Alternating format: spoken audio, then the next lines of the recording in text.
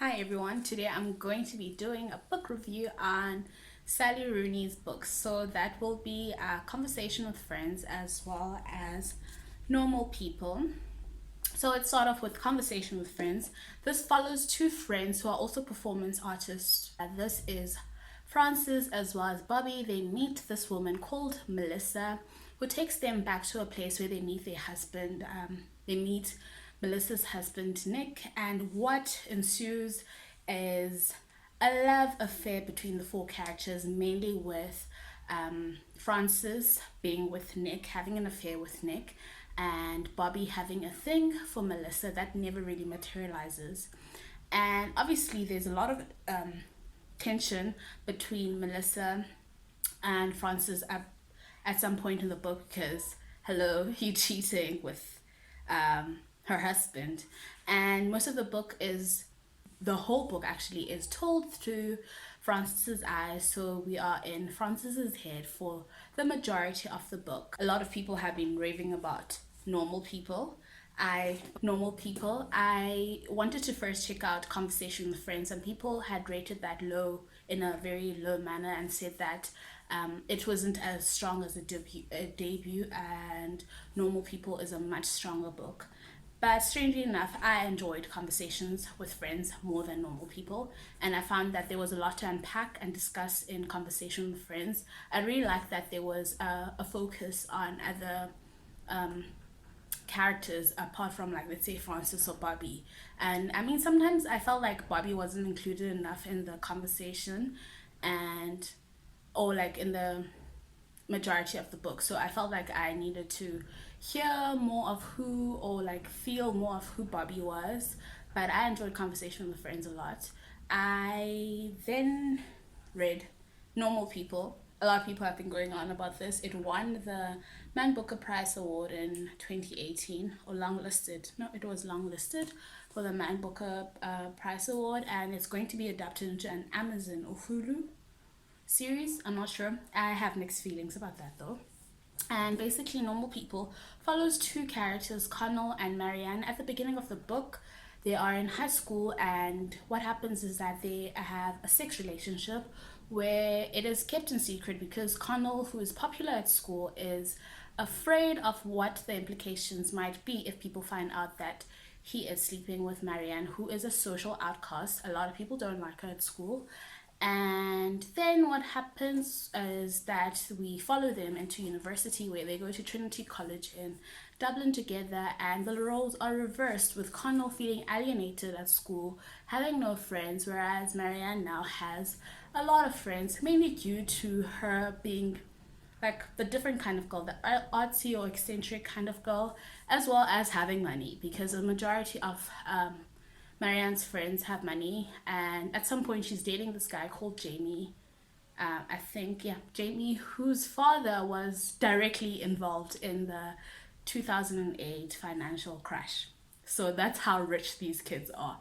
Whereas Connell comes from a class family, because at the beginning of the book, they mainly start interacting because Connell's mother is cleaning Marianne's house, and Marianne lives in this mansion, and that's how mainly they interact. And I really, in both books, I really, really love the fact that class is discussed, because I really enjoy discussions about class and like books about class analysis, because most of the books that I read, unfortunately, either the characters are either rich or like very middle class, and it was really nice, like to read about these like some of the characters who weren't like rich. And it was also just at some point in the book, for example, in what's this, in Normal People, Connell is struggling financially, and he wants to ask Marianne, can he stay at her place until he lands on his feet. But because of, I think, interpreting it as like the shame of struggling and being poor is something that's not really spoken about a lot in our cultures, and I really enjoy that aspect. I also really enjoy, there's another scene in this book where Connell is going to um, a reading, and he basically unpacks the fact that people go to these readings. It's like a kind of like elite gathering where people don't exactly love books, but they love the cultural standing of what books mean or signify. So, for example, there's been a lot of like conversations on booktube about book consumerism, and a lot of people mainly miss the fact that some people read, like a lot of people, we all read, but the fact that we use books as like kind of like a social currency to show how intelligent we are, about where we stand in the world, kind of thing. Like reading doesn't necessarily mean anything about your intelligence. Like there's some people who can't read, and that doesn't mean that they are not intelligent.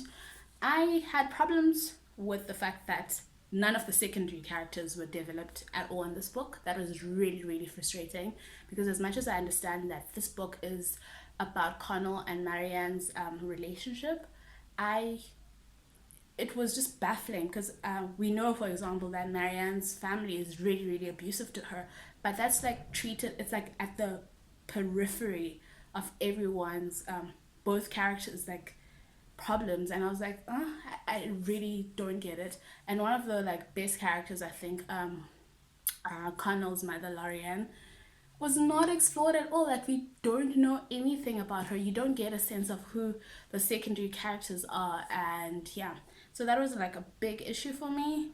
And I rated this 3 stars, and I rated Conversations with Friends 3.5 stars.